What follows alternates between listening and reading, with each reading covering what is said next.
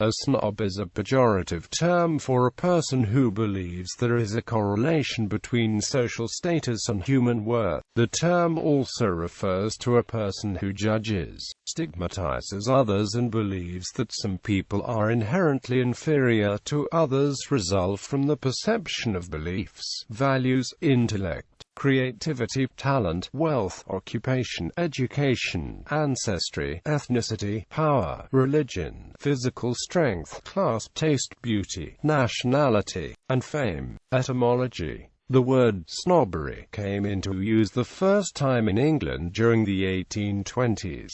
Snob victim. The term snob is often misused when describing a gold tap owner, i.e. a person who insists on displaying wealth through conspicuous consumption of luxury goods. Such person, on the contrary, craves the attention of snobs, trying to convince them with such consumption of his or her wealth and therefore status. Sophisticated snobs will then often assess that in such case there is no equation between wealth and status, reducing the gold tap owner to the object of the mockery.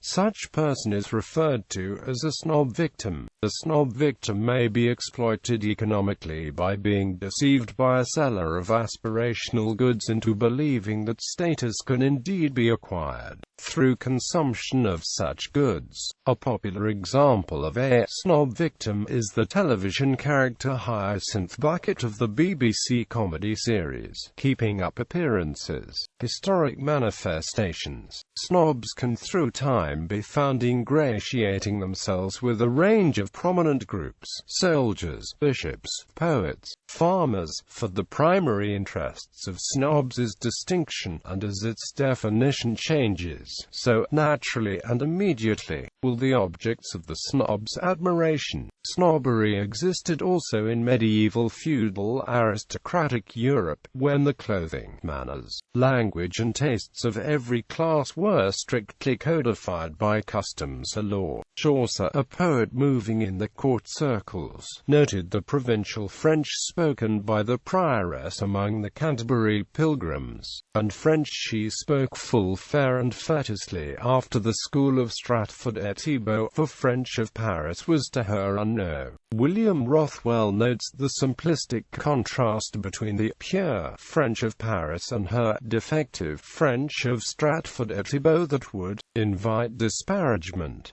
The disparagement is an element of the snobbery. Snobbery surfaced more strongly as the structure of the society changed, and the bourgeoisie had the possibility to imitate aristocracy. Snobbery appears when elements of culture are perceived as belonging to an aristocracy or elite, and some people feel that the mere adoption of the fashion and tastes of the elite or aristocracy is sufficient to include someone in the elites, upper classes or aristocracy. However, a form of snobbery can be adopted by someone not a part of that group, a pseudo-intellectual, who a celebrity worshipper, and a poor person idolizing money, and the richer types of snobs who do not base the snobbery on the personal attributes. Such a snob idolizes and imitates, if possible, the manners, worldview, and lifestyle of a classification of people to which they aspire, but do not belong, and to which they may never belong. Analysis.